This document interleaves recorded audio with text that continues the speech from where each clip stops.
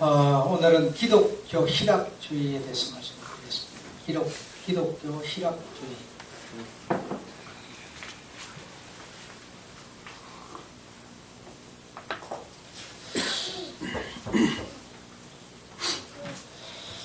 기독교 희락주의에 관한 확신, 기독교 희락주의에 대한 확신. 지금 기독교 희락주의에 대한 확신을 갖는 이것이 굉장히 우리 신앙에 도움이 되는데, 기독교를 무엇이라고 우리가 표현할 수 있느냐? 여러분은 기독교인인데, 기독교인인 여러분은 기독교를 뭐라고 표현할 수 있겠느냐? 내가 믿는 기독교는 뭐냐 도대체가? 그래서 기독교를 이보다 더 명확한 이해를 가져다 주는 표현은 없다. 무슨 말이냐? 기독교는 희락주의다. 기독교는 희락주의다. 기독교는 희락주의다라고 하는 이보다 더 명확한 이해를 가져다 주는 표현은 없다. 이 말이죠. 그래서 기독교가 뭐냐? 나는 기독교를 뭐라고 생각하느냐? 기독교는 희락주의다. 이렇게 표현합니다. 첫째로, 그럼 기독교 희락주의라고 하는 게 뭐냐? 첫째로 우리가 하나님을 영원토록 즐거워하는 것이다. 하나님을 즐거워하는 것이다. 우리가 하나님을 즐거워할 때 하나님은 영광을 받으신다. 이게 기독교다. 이보다 조금 더 진화된 문장은 뭐냐? 지금 1번보다 좀 더 진화된 문장은 뭐냐? 우리가 하나님 그 한 분만으로 만족한다. 우리가 그 하나님 한 분만으로 만족한다. 이렇게 할 때 하나님은 우리에게 가장 큰 영광을 받으신다. 이것을 기독교 희락주의라 한다 이 말이죠. 기독교 희락주의라 한다. 그래서 기독교 희락주의는 우리에게 큰 감격과 해방을 안겨주는 것이다. 여기서 우리가 해답을 찾는 겁니다. 그런데 우리는 대체적으로 내가 무엇을 드려야 하나님의 영광을 받으신다고 생각하는 건데, 그러니까 그런 사람은 드리지 못하면 기독교의 어떤 중심을 또는 어떤 기독교의 어떤 내용을 갖지 못한 그런 상황이 되어버리죠. 내가 만약에 그 사람 말씀한 것처럼 들을 수 있다면 모르지만 들을 수 없다면 잃어버리는 거니까. 객관적인 나의 행편과 아무 상관없이 하나님이 나에게 영광을 받으신다. 내가 특별한 어떤 행편, 어떤 잘난 거, 이런 거와 상관없이 하나님은 나에게 영광을 받으신다. 그리고 나도 하나님께 영광을 돌릴 수 있다. 이거 어마어마한 놀라운 일이 아닐 수가 없습니다. 인생들이 대체적으로 초라하잖아요. 비참하잖아요. 힘들잖아요. 그러니까 이런 자신에게 굉장한 용기와 위로가 아닐 수가 없습니다. 기독교는 뭐냐? 희락주의다. 이해하셨죠? 네. 그러니까 여러분이 과연 우리가 하나님은 나의 기쁨이 된다라고 하는 것에 대해서 실제적으로 우리가 그 내용을 갖고 있지 못합니다. 갖고 있지 못하기 때문에 자꾸만 현실주의에 빠져서 뭔가 이렇게 좀 하면 하는 것 같고 안 하면 뒤떨어지는 것 같고 자꾸 지금 그렇게 되는 건데요. 그거는 올바른 신앙이라고 볼 수 없습니다. 그래서 좀 못하는 사람은 좀 하는 사람을 이상하게 생각하고, 좀 하는 사람은 못하는 사람을 또 때로는 비판도 하고 이러는데, 이거는 좋은 신앙이라고 볼 수가 없습니다. 예. 그래서 인생의 불행이라고 하는 것은 남과 비교하는 데서 비롯된다는 것을 우리는 잘 알면서도 끊임없이 비교합니다. 그래서 나에게 돌아오는 것은 자책과 열등감이 시달리는 것이 우리들의 현실이다. 비교하는 것이 뭐냐면 눈에 보이는 거니까. 저 사람은 이렇게 사는데 나는 이렇게 사니까 눈에 보이는 거니까 자꾸 현실 눈에 보이는 것으로 신앙을 하려고 하는 건 신앙이 안 되죠. 기독교가 갖고 있는 신앙은 그런 게 아니라는 겁니다. 근데 우리는 자꾸 그런 생각을 하는 거고요.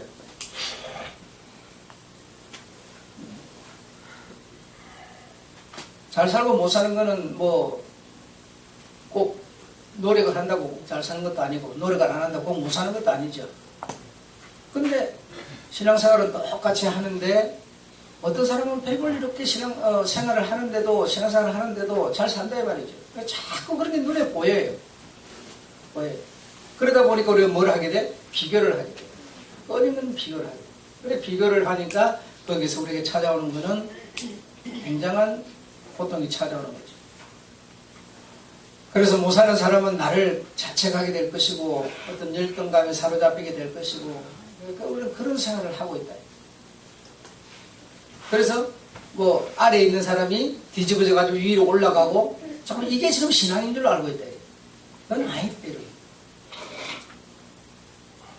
그런 사람에게 무슨 기독교가 가지고 있는 희락주의가 어디 있겠어요? 희락이 어디 있겠어요? 올라가야 그 사람이 뭐 희락을 느끼든지 말든 올라가야 죽을 때까지 못 올라가는데 뭘 느끼겠어요? 그렇잖아요.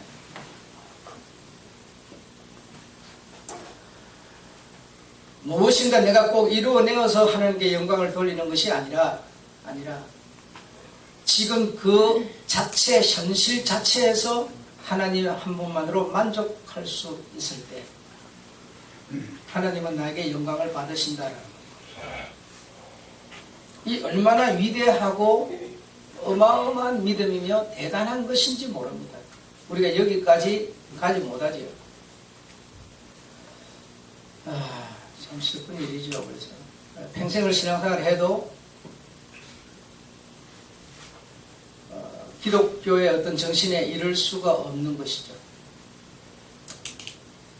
아마 이거는 그렇게 듣고 배우지 않았기 때문에 그럴 수도 있고 인간은 근본적으로 비교하는 현실주의이기 때문에 그럴 수도 있고 그저 교회 생활을 하면서 잘 먹고 잘 입고 잘 사는 얘기만 듣다 보니까 그럴 수도 있고 뭐 때문에 그런지는 모르지만 기본적으로 우리는 다 잘못 들었다. 잘 살기 위해서 복 받기 위해서 자식 잘 되기 위해서 돈 잘 벌기 위해서 전부 이런 측면에서 복음을 들어왔기 때문에 지금 있는 이 자체에서 하는 게 영광을 돌릴 수가 없어요. 그럴 수도 없어요. 그러니까 얼마나 우리가 지금 원가지에서 곁가지로 나가버렸는가를 점검받을 수가 있는 거예요. 주님은 성경에서 헌금을 하는 그 가부를 보고 그래 그 헌금하는 가부를 봤다는 얘기는 기록은 안 되어 있지만 의미상으로는 무슨 얘기냐면 이 가부가 아닌 다른 사람들은 눈에 보이기 위해서 드러내기 위해서 자랑하기 위해서 많은 헌금을 드렸다는 얘기예요. 네, 아주 철저한 구체적인 확실한 내용을 드렸다는 얘기거든요. 그런데 이 가부 얘기를 거기다 담는 것은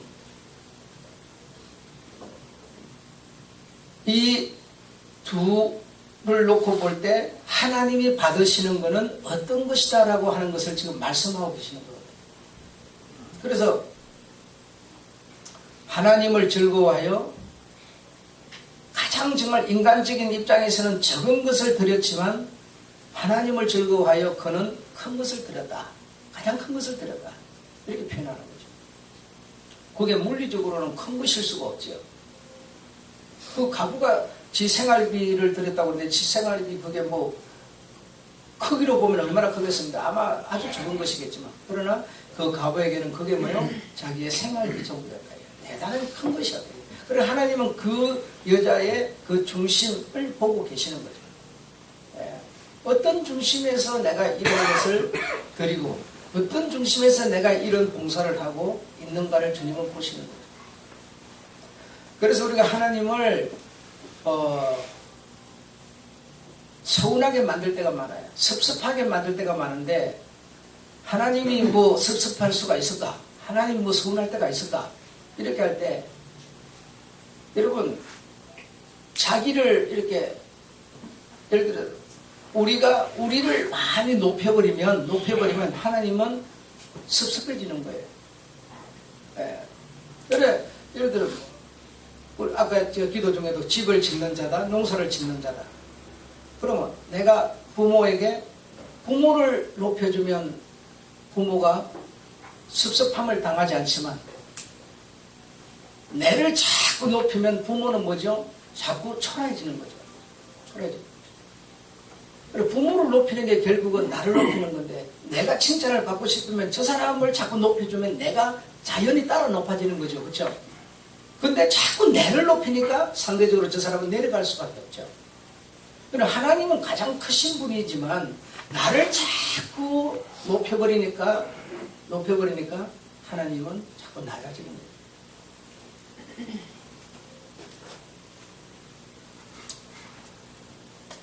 그렇게 되면 하나님은 서운해지는 거예요.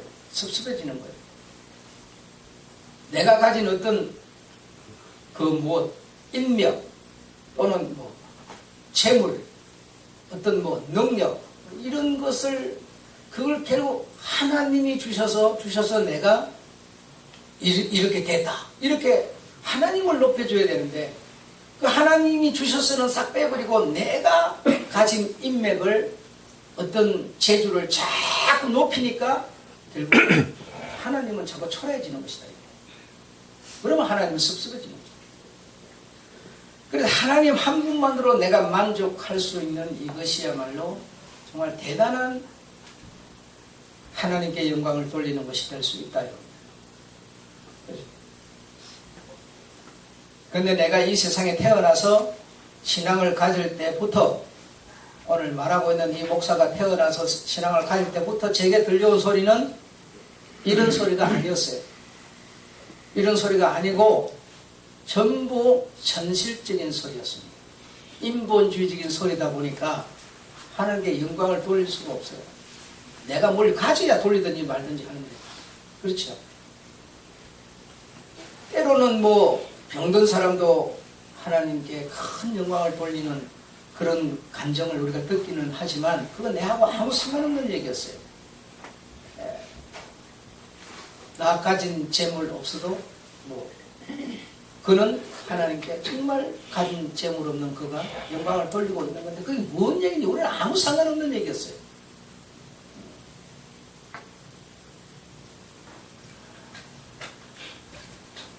그래서 내가 무엇인가 꼭 이루어내어야만 영광이 되는 것도 아니고 영광을 돌리는 것도 아니고 지금 내 현실 그 자체에서 하나님 한 분만으로 얼마든지 만족할 수 있다. 만족할 수 있다. 그리 될 때 하나님은 내게 영광을 받으시는 것이지 내가 뭐가 꼭 이루어야만 된다고 생각하는 것은 이거는 기독교가 가지고 있는 정신은 아니다. 기독교 희락주의는 서글픈 나의 현실, 성취 없는 나의 수치심, 미래 없는 암담한 현실 이런 데서 자유와 해방을 주는 음성이다. 자유와 해방을 주는 음성이다. 이것이 곧 하나님이 나에게 주시는 최고의 기쁜 소식, 복음이라고 하는 것이다. 복음이라고.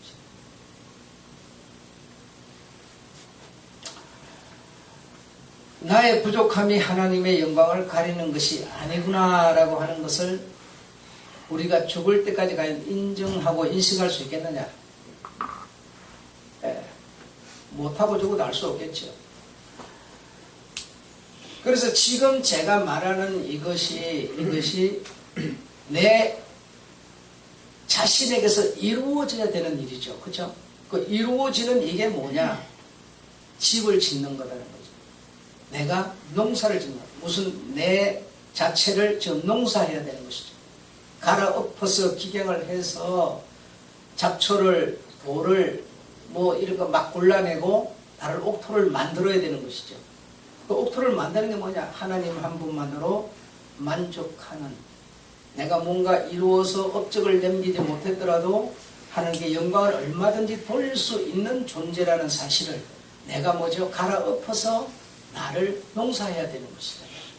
그 농사를 잘 해서 주님 앞에 가야만 주님이 여러분에게 주실 수 있는 것을 우리가 받을 수가 있는 것이고, 그걸 받아서 내가 농사할 수 있는 것이고, 천국 농사할 수 있는 것이고, 그렇게 되는 거죠. 그런데 죽을 때까지 우리가 계속 어떤 현실주의에 여기에 물려가지고 이루어야 되는데, 성공을 해야 되는데 못해서 억울해서 한이 맺혀가지고 죽을 때까지 그렇게 살다가 그렇게 소리하다가 죽으면 교회는 다녔지만 무슨 농사를 여러분이 하고 주님께 가는 겁니다. 그렇잖아요. 자식 농사 자식 농사 잘 지어야 된다고 하는 여러분의 그 자식 농사라는 개념은 뭘 말하는 겁니까? 그렇잖아요. 여러분 자식들이 안 아프고 뭐 돈벌이 잘하고 좋은 회사 취직하고 매일 말썽 안 부리고 그런 생각하는 거죠. 그렇죠? 그러나 자식 농사가 가지고 있는 진정한 의미와 내용은 무엇이겠습니까? 그런 것을 말하고 있는 것은 아니죠. 내가 비록 가난할지라도 좋은 직장이 없을지라도 내가 이 모습 이대로 내가 이 자체에서 내가 예의를 알고 지킬 것을 지키고 어떤 인격이 제대로 만들어지는 이것을 말하는 것이 자식 농사의 의미가 아니겠느냐 이거죠. 그럼 내 자식이 부모인 내가 자식을 농사를 잘 지어야 되는데 내 자식이 좀 없다고 원망하고 불평하고 아비도 개새끼라고 그러고 막 이러고 돌아다니는 놈의 새끼를 만들어 갖고 되겠는 얘기예요. 자기가 비록 좀 없고 좋은 회사를 못 다닌다 하더라도 그래도 나는 정말 하나님 한 분만으로 만족하고 나를 낳아주시고 빌려주신 부모에게 감사하고 이런 아이로 만들어내야 내가 자식 농사를 짓는 거 아니겠어요? 자식 농사라는 건 무슨 뭐 큰 업적을 남기는 그걸 자식 농사를 그러지 않죠.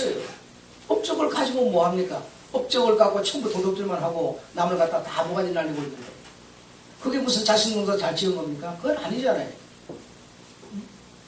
그럼 우리가 천국 농사를 짓는다, 천국집을 짓는다라고 하는 건 무슨 얘기겠느냐 이거죠. 대체적으로 우리가 생각할 때 그냥 이 세상에 눈에 보이는 그걸 막 이렇게 막 쌓아 올리고 막 그냥 뭐 튼튼해지고 막 그냥 부가 넘치고 막 이런 거 생각하지만 주님이 볼 때는 절대로 그 가구가 낸 두레돈이 가장 큰 것이라고 말하고 있는 거예요. 그 가구는 정말 남편도 없고 자식도 없고 혼자 살다 보니까 오직 의지할 때는 주님밖에 없었던 거예요. 하나님밖에 없었던 거예요. 그래서 그 하나님을 즐거워하는 그 희락을 가지고 그에게 드림으로 하나님 그걸 받으시면서 큰 것이라고 말하는 것이죠.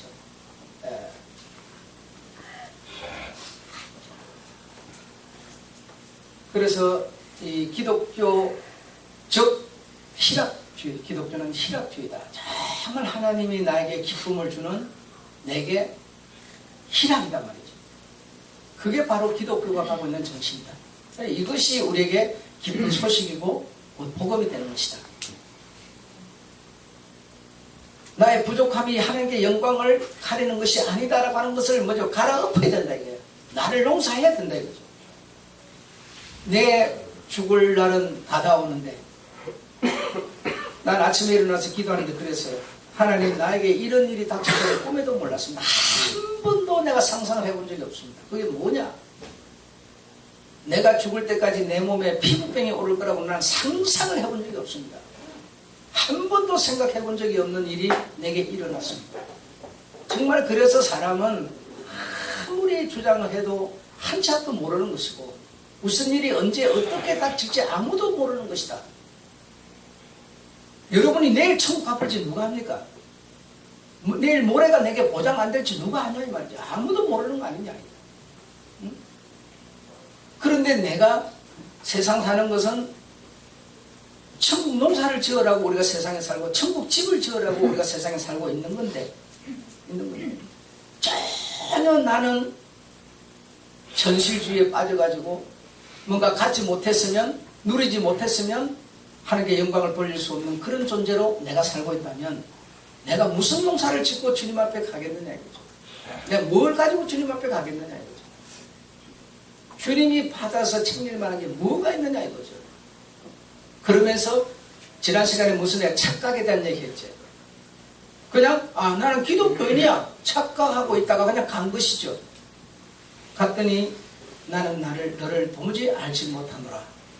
이런 평가가 우리 앞에 떨어진다면 왜 떨어집니까? 우리가 세상에서 농사를 지을 수 있는 시간을 70년, 80년, 때로는 90년을 주었으되 전혀 농사를 안 지었단 말이죠. 천국 가서 누릴 농사를 안 지었다 이 말이죠. 그러니까 이 세상 사는 농사만 들이다 짓다가 가버렸다 이 말이죠. 주님이 챙길 게 뭐 있느냐 이 말이죠.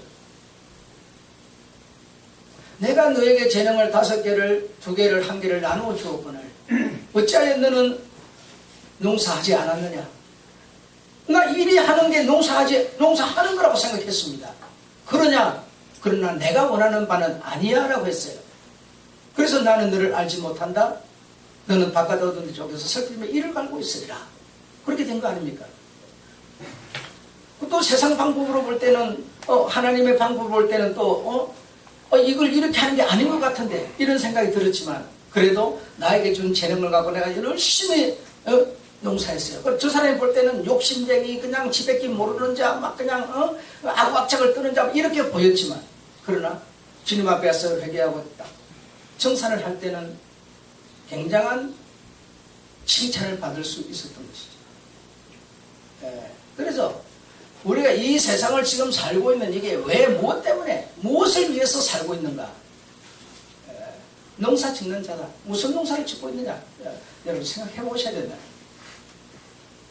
그래서 나를 갈아엎어서 내가 이 모습 이 꼴이라도 정말 하나님께 영광을 돌릴 수 있고 그 하나님 한 분으로 만족하고 기뻐하고 희락 기독교 정신이 가진 그 정신을 바로 가진 이런 것으로 내가 갈아엎어서 농사자가 돼야 되는데 전혀 세월은 그냥 빨리 지나가는데도 우리는 달라지지 않고 있죠. 하나님 우리에게 주시는 최고의 기쁜 소식. 기독교 가진 정신은 희락이다. 하나님이 나에게 기쁨이다. 하나님이 나에게 감사다. 하나님이 나에게 은혜시다. 라고 하는 이 희락이다 이 말이죠. 아셨죠? 그런 것이 무슨 내가 많이 가졌다고 생기고 그렇지 않아요. 자, 두 번째로 하나님의 성경, 즉 하나님의 말씀 성경이 나에게 가장 큰 최고의 가르침의 교사신. 성경의 가르침, 성경의 요구, 성경 말씀을 통해서 하시는 그 모든 하나님의 말씀이 나에게 가장 큰 가르침의 교사시고 이거 외에 최소한의 한 명이라도 우상을 가져라. 정말 내가 그의 글을 또는 그의 말을 통해서 니들을 당할 수 있는 그런 어떤 멘토를 가져라.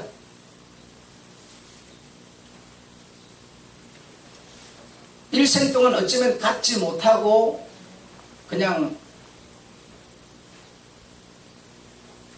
표면만 건드리고 많은 그런 수준에 우리는 머물 수 있습니다만은 그러나 왜 갖는다고 이런 어떤 멘토를 갖는다는 게 어려운 일입니다. 왜냐하면 경험을 통해서만 이 사람을 내가 경험하고 알고 가질 수 있기 때문에 그 사람이 써놓은 글을 통해서 그 사람의 실체는 알 수 없는 것이니까요. 그 사람이 써놓은 글 자체로만 내가 생각하면은 그 글 자체는 당신을 다 감춰버리고 좋은 내용만 써놓을 테니까 가능하지만 그러나 그 글이 꼭 내게 어떤 인물은 아니죠. 우상은 아니죠.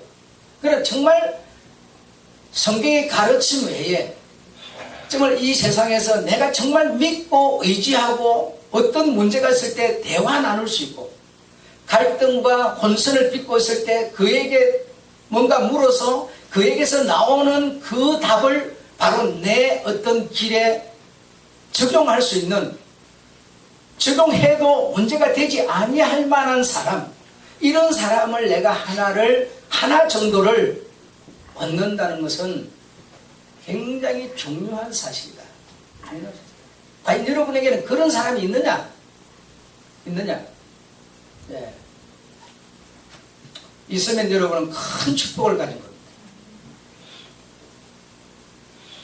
그래서 우리가 살다 보면 얼마나 이런저런 갈등이나 어려움이나 문제들이나 이런 것이 많은지 몰라요.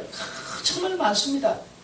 그럴 때 성경의 가르침 이것이 최고의 교사지만 실체가 보이지 않아요. 그러다 보니까 그 들려오는 성경을 통한 하나님의 말씀은 실제로 내 어떤 이 삶에 어떤 실제로 이 반응을 주고 움직임을 주고 변화를 준다는 게 그렇게 쉽지 않아요. 영의 변화가 아니라 육체적인 변화가 어렵다 이 말이죠. 그러면 정말 여러분이 그런 환경 속에 있을 때 여러분이 딱 찾아가서 실제로 대화를 나눠보고 어떤 그분의 요구를 해답으로 받아낼 수 있는 그런 사람이 있느냐. 예. 뭐 나는 목사니까 뭐 목사들 중에 내가 그런 사람을 가질 수 있을 테고 또 여러분은 여러분 수준에서 어떤 그런 사람이 근데 우리는 이렇게 대화해보고 실컷 듣고는 뭐죠? 한참 얘기하고는 1시간 동안 상담을 하고는 뭐죠? 1시간이 지난 1분이 지나면 뭐 어떻게 돌아가 버려? 내 원래의 모습으로 그냥 돌아가 버려. 실컷 1시간 동안 헛소리하고 만 거죠. 그런 게 우리 수준이죠. 그런 게 실컷 얘기해도 뭐요? 다 내 생각대로 그냥 딱 생각이 사로잡혀 있어요. 그런 사람은 사람이 없는 겁니다. 사람이 없는 겁니다.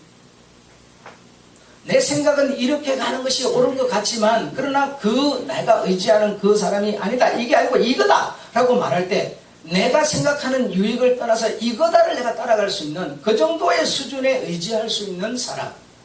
예.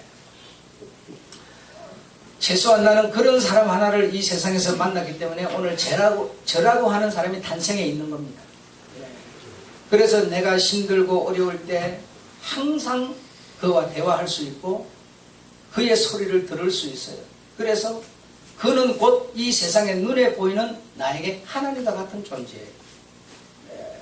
세상의 욕심을 그는 이길 수 있는 사람이었고 세상의 명성을 던질 수 있는 사람이었어요. 아무쪼록 여러분에게도 그런 좋은 사람이 성경 외에 최소한 한 명씩 정도라도 그런 우상을 가질 수 있으면 좋겠다 라고 하는 얘기를 여러분에게 말씀드리는 거예요. 그래서 그분의 세계관, 그분의 철학을 개성하는 그런 우리가 되어야 되겠다. 실제로 설교자의 자세와 내용, 설교자는 대체적으로 구체적인 것을 선호하는 편이다. 구체적인 것을 선호하는 편이다. 뜬구름 잡는 내용이 많다. 실용적인 면에 많이 머물고 있다. 뭐 이런 얘기가 즉 무슨 얘기냐? 설교자는 대체적으로 어떤 내용으로 설교를 끌어가느냐? 성도들을 위로하고 격려하는 쪽으로 끌어가고 있다. 위로하고 격려하는 쪽으로 끌어가는 것이 거의 한 80%에 해당하고 있다. 그래서 그런 사람이 이제 설교를 하는 사람이다라고 생각을 하는데 설교자는 그런 사람이 아니다라는 겁니다. 설교자는 그런 사람이 아니다. 그런 지금 위로하고 격려하는 것은 제가 말한 것처럼 세상에서 내가 의지하는 그 사람도 내게 그리 해줄 수 있고 사람들이 보편적으로 다 할 수 있는 것이 위로하고 격려하는 일이다. 그런 100명 중에 한 명을 더 보태는 것이 설교자가 아니다 이겁니다. 제가 말하고 싶은 것은 모든 사람들이 보편적으로 어려움이 있을 때 위로하고 격려를 하는데 그런 사람이 100명이 있는 중에 목사라는 직분을 주어서 한 명을 더 보태서 101명을 만드는 게 설교자가 아니다라는 겁니다.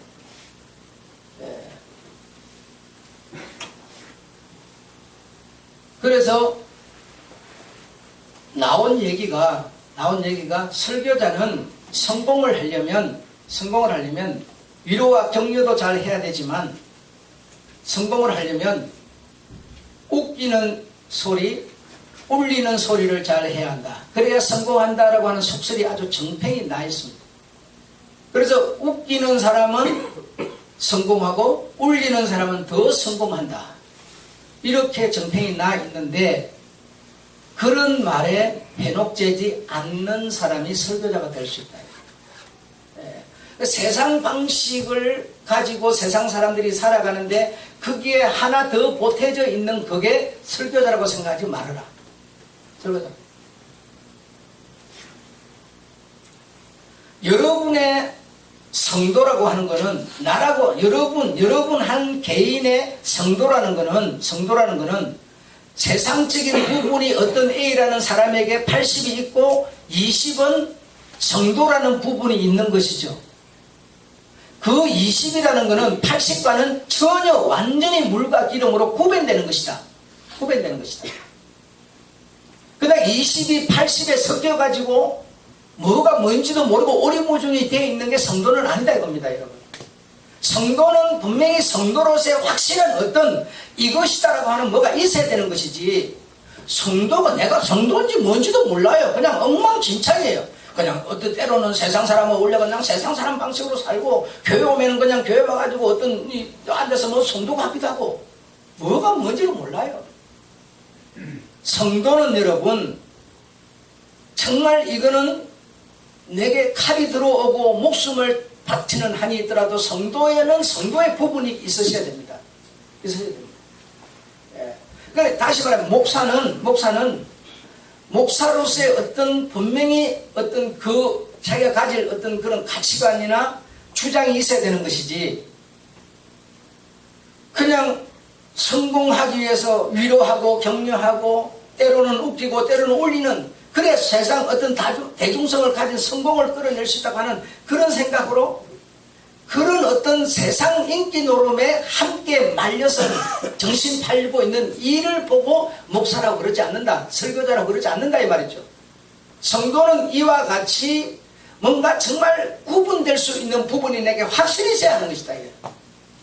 좀 고집스러운 분이 있어야 된다 말이죠. 내가 100가지 중에서 99가지를 내가 다 양보하고 세상 사람과 섞여서 세상 사람과 함께 먹고 입고 마시고 할 수 있지만, 그러나 이 한 가지만은 나는 절대로 양보할 수 없다. 이거 하나를 위해서 나는 목숨을 바칠 수 있다 라고 하는 그런 부분이 있어야 한다 이 말이죠. 있어야 한다. 그를 보고 우리는 성도라, 그를 보고 우리는 설교자라 이렇게 말하는 거다. 설교자는 처음부터 끝까지 하나님에 대한 내용으로 가득 채워야 한다. 어떤 웃겨가지고 때로는 울려가지고 성공을 이끌어내려고 하는 그런 생각을 머릿속에 이 설교 시작에서 끝까지 머릿속에 조금도 담지 말아야 한다 이 말이죠. 하나님의 그 사람을 가득 채워야지 내가 이 사람들을 오늘 울려가지고 어떤 인간적인 성공을 이끌어내려고 하는 생각을 머리에 담아서는 안 된다 이 말이에요. 안 된다. 그리 되면 나에게 단 1%라고 하는 성도 부분이 없어져 버리는 것이라는 겁니다. 없어져 버려요.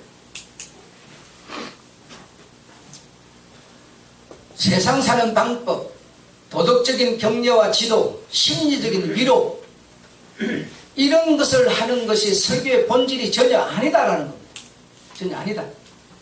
근데 이런 것이 우리 육체적으로는 세상 살기로는 달콤한 소리다 이겁니다. 달콤한 소리다. 그러나 설교의 본질은, 성도의 본질은 아니다라는 것을 우리가 인정해야 됩니다. 이런 일은 다시 말하면 세상 사람 누구나 할 수 있는 일이고 다 이런 것을 동의하고 이런 것을 좋아한다 이겁니다. 세상 사람들이 다 할 수 있는 그 일을 성도가 하는 게 아니고 목사가 하는 게 아니다라는 겁니다. 이건 구분되는 것이다.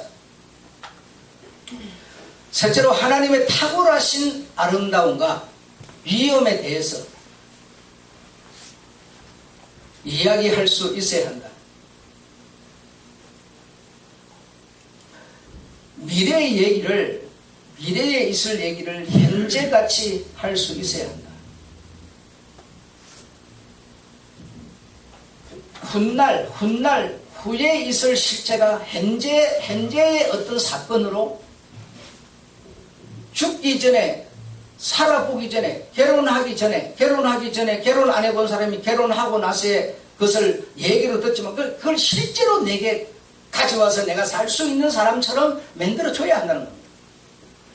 그렇게 해야만 나에게 무엇이 발생하느냐? 믿음이라는 게 발생한다 이겁니다. 네, 믿음이라는 게 뭐, 하나님이 말하는 믿음이 뭐예요, 여러분? 세상 잘 사는 얘기가 믿음입니까? 그런 얘기 아무 의미가 없어요. 네, 아무 의미 없는 얘기예요. 하나님이 받으시는 믿음은 뭡니까? 믿음은, 하나님이 바라시는 믿음은, 바라는 것 때문에요? 실상이라는 거. 다시 말하면 천국에, 내가 죽어야 가는 천국을 지금 가져다가 실제로 사는 것이고, 사는 사람으로 만들어줘야 한다는 겁니다. 그래야만 거기서 믿음이라는 게 발생한다는 거예요. 믿음이라는 게. 응?